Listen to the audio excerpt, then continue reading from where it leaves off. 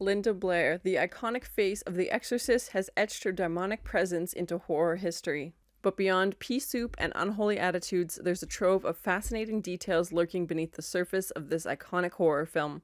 You can check out my reaction to this movie on my channel as well. And in the shadowy realm of horror, The Exorcist looms as an unparalleled specter, a film that continues to send shivers down spines despite the passage of decades. As we delve into the abyss of its creation, a chilling tapestry of unsettling details emerge.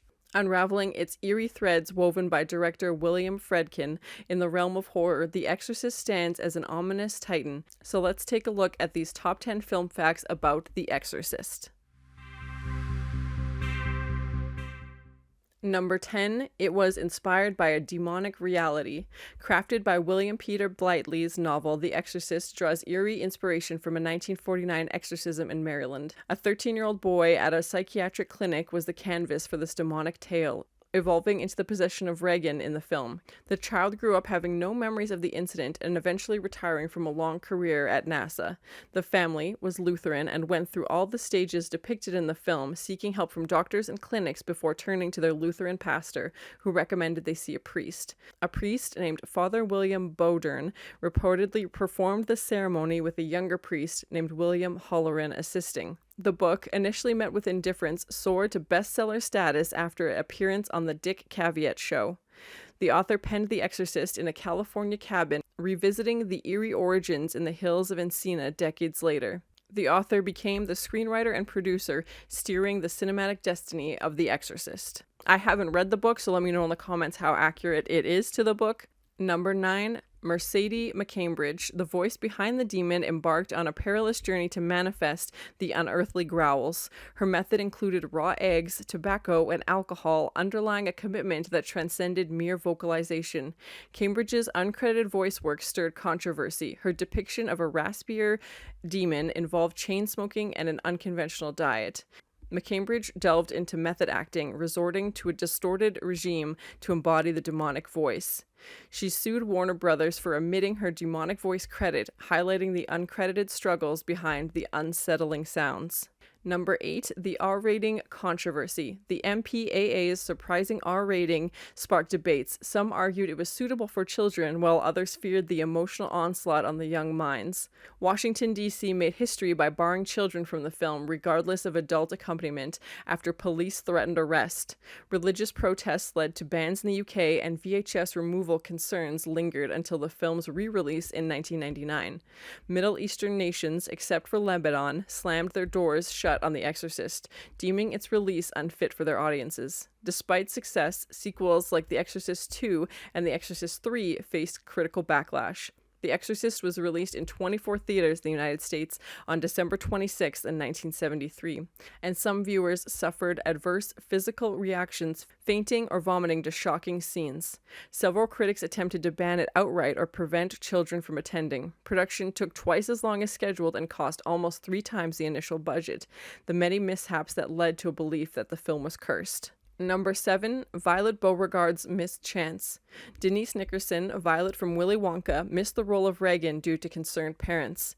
Jason Miller replaced Stacy Keach in a deliberate move after the director witnessed his powerful performance. Paul Bateson, implicated in real-life homicides, took a chilling cameo as the radiologist assistant, blurring the lines between fiction and grim reality. Both Jane Fonda and Audrey Hepburn turned down the role of Chris MacNeil, eventually portraying with excellence by Ellen Burstyn. Stanley Kubrick declined to direct The Exorcist, marked a pivotal moment, altering the trajectory of horror cinema. Jack Nicholson narrowly missed portraying Father Carrassus, a role that eventually found its deserving home with Jason Miller. Father Dyer's character was infused with authenticity as real-life priest William O'Malley took the role, contributing both on and off-screen. Warner Brothers' initial desire for Marlon Brando as Father Merrin was resisted by the director, fearing Brando's dominance would overshadow the film's success. Max van Sydow, at 43, portrayed Father Merrin convincingly aged to match real-life priest Father Bowdern. The grueling makeup process, enduring sweltering heat during filming, mirrored the character's internal and external battles. Linda Blair's double, Eileen Dietz, joined the legal fray, suing for non-credit in the challenging vomiting sequences, demanding recognition. and Jason Miller's portrayal of Father Karrassus was enriched by his abandoned pursuit of priesthood, infusing his character with genuine conflict. Number 6, Pazus Possession.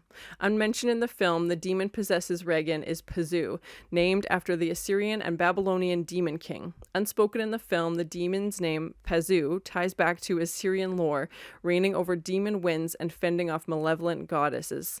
The demon's departure sounds were crafted from pigs led to slaughter, a macabre audio choice that intensified the horror. Pig squeals cleverly mixed into the soundtrack added haunting layers to Regan's possession and exorcism scenes. Father Merrin's arrival scene was filmed on Max von Sydow's first day on set. The scene where he steps out of a cab and stands in front of the MacNeil residence, silhouetted by a misty street lamp glow and staring up at the beam of light from the bedroom window, is one of the most famous scenes in the movie. Used for film posters and home media release covers, it was inspired by René Magritte's 1954 painting Empire of Light. The director wanted to invoke visually the language the author had used in the novel for the same scene, likening Merrin to a melancholy traveler frozen in time, standing next to a streetlight in the fog when he gets out of the cab. The director gave the crew a full day to light for the scene, using mainly arc lights and tripod-mounted lights, and boasting the brightness of the existing street lamps, stating this was the most difficult of all the film's nighttime exterior shots. In order to get the beam of light the way the director wanted it, the crew had to take the window frame out of the facade they had attached to the house for filming, put it behind the window, and then put the spotlight in between the window and the frame. As they were shooting, the wind picked up, making it hard to get a hold of the fog effect. By working quickly, he and the camera crew were able to get the shot, and the director finding the first take satisfactory. Number 5, Oscar recognition for a horror film. The Exorcist defied horror biases, earning 10 Oscar nominations in 1974, a first of the genre. Although it was initially received with mixed reviews, The Exorcist was a massive commercial success, bringing in $428 million in its box office run. It also earned 10 Academy Award nominations, including Best Picture and Best Director. The film would win 2 Oscars for sound design and adapted screenplay. In his short speech, the author thanked William Bloom, who taught me the rudiments of the craft of screenwriting, and the director. He also paid tribute to his parents, whose love and whose courage have brought me to this moment and this place.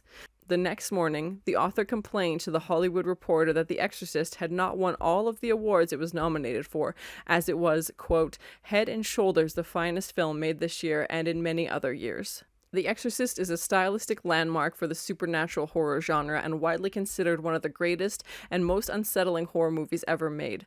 The cultural conversation around the film helped it become the first horror film to be nominated for the Academy Award for Best Picture, as well as 9 others. It has had several sequels and was the highest-grossing R-rated film, adjusted for inflation, until it.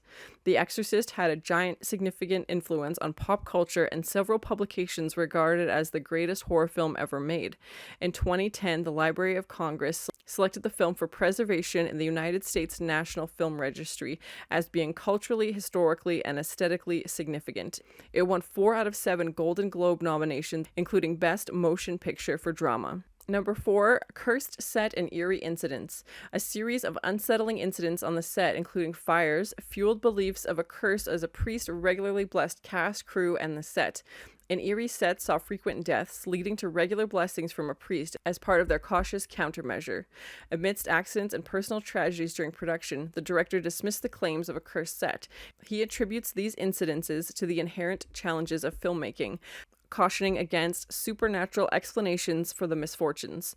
A mysterious fire engulfed the Exorcist set, sparing only Regan's room, a surreal occurrence that added to an uncanny layer of the film's atmosphere. The Exorcist's unsettling shadow extended to mysterious deaths, chilling accidents, and a pervasive sense of foreboding that lingered both on and off screen. The Exorcist morphs from a mere horror film into an enigma, a tapestry of eerie occurrences and deliberate choices that defy the conventional narrative. The belief in a film curse lingered, with rumors that playing the Exorcist could beckon demonic forces, echoing even the televangelist Billy Graham. Despite challenges like Ellen Burstyn's injury, Max von Sydow's brother's death, and Jason Miller's son's accident, the director dismisses the notion of a cursed set. He attributes the incidences to the subject matter, not supernatural forces. Regan's bone-chilling screams resulted in a genuine industry for Ellen Burstyn, permanently harming her spine during a violent possession scene. Linda Blair, too, faced injury when a rigging mishap occurred during a possession scene, adding physical strain to the already demanding role. Number 3, the staircase scene. Stuntwoman Ann Miles aced the spider walk scene after a solid 2 weeks of rigorous practice.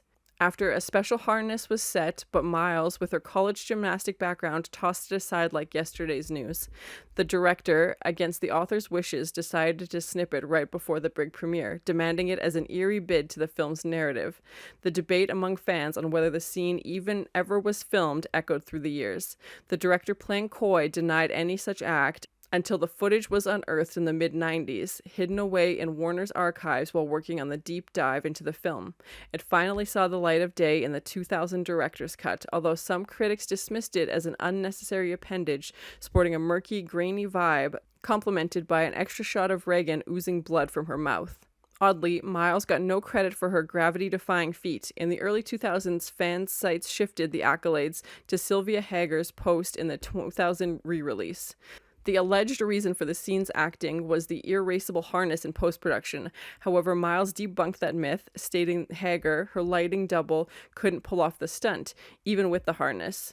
Miles, who effortlessly spider-walked without the harness, suggested she got snubbed for commercial reasons, as it conventionally omitted her from the narrative. This misidentification took its toll on Miles' career, costing her gigs as producers believed she was wrongly claiming credit for Hager's work. Thanks to the SAG's intervention, she finally received her rightful credit in 2018. Now let's talk special effects. Smith, the makeup maestro, waved his wand to make Max von Sydow look like Father Time himself, adding 3 decades to his close-ups. Most viewers missed the makeup magic altogether. Even critics hailed it as one of the most believable aging jobs ever seen. 4 painstaking hours each morning to pull off this age-defying spectacle. The director speculated that if there were a regular Academy Award for makeup, Smith would have been a shoo-in. For the possessed Regan's aesthetic, the director and Smith took cues from the crucifix escapade. Figured if she went all out, injuring herself with it, under the demon's influence, why not give her face a good scouring too? The director spilled the beans, so we decided to have the makeup grow out of self-inflicting wounds to the face to become gangrenous, that they were an organic reason for her to change her facial features, which might certainly be demonic possession. Linda Blair rocked green contact lenses for that beastly gaze, and a custom latex stomach stole the show in the Help Me scene. Scratching the letters, heat things up and make them vanish, and reversed it in post-production for that creepy appearance. Classic movie magic at its finest. Number 2, director's fear tactics. William Friedkin employed shocking tactics, from unexpected gunshots to slapping actors, aiming for genuine fear to permeate the performances. The director, a believer in the mysterious and supernatural, embarked on a cinematic journey fueled by faith. For the director, the film is an exploration of the enigma of faith, prompting introspection even for the staunchest non-believer. Friedkin, a master of psychological unease, incorporated subliminal elements. The sound of bees, an instinctive fear trigger, and a fleeting white face in Father Caracas' dream intensified the audience's subconscious dread, a testament to the director's mastery. Regan's freezing room was no illusion. Friedkin chilled it to a sub-zero temperature, capturing authentic breath on camera.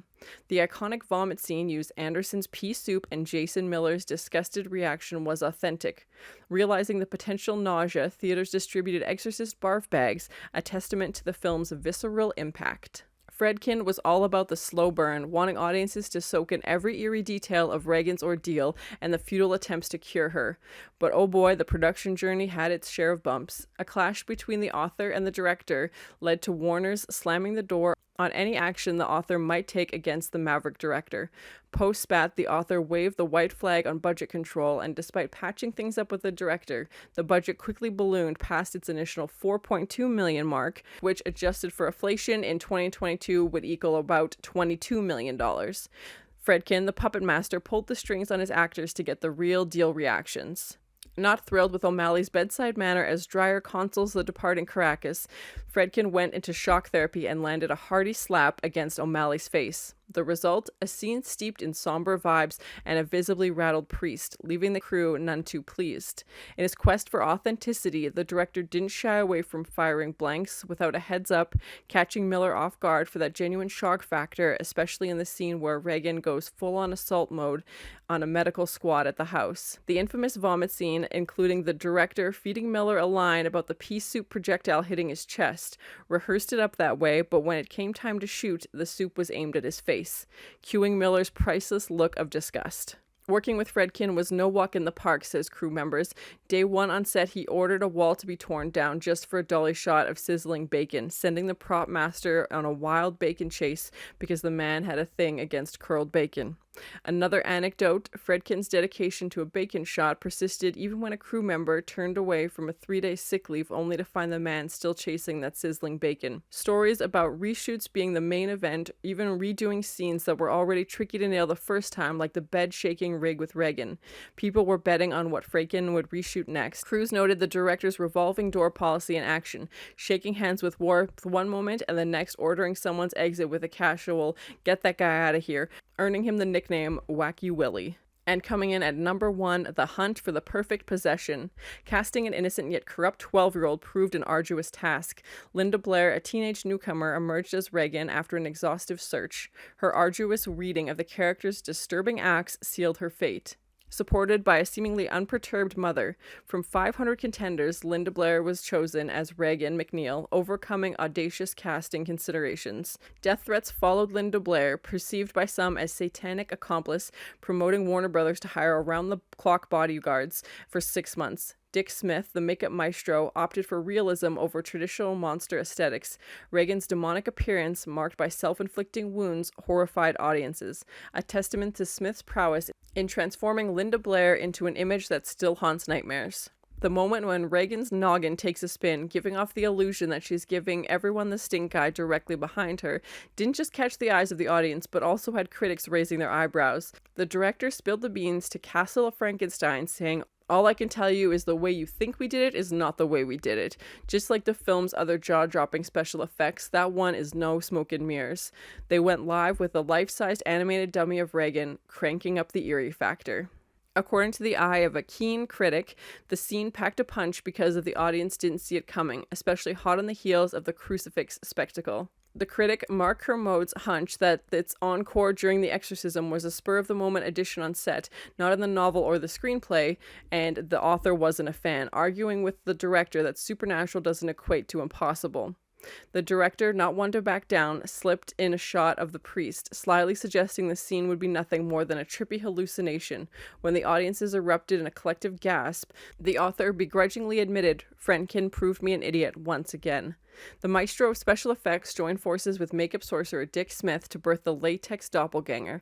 Testing its authenticity, they plopped it onto the front seat of a taxi, turned the head when enough curious onlookers were on deck, just to keep things interesting. The realism hit home so hard that even Blair found herself a bit on edge in its uncanny presence.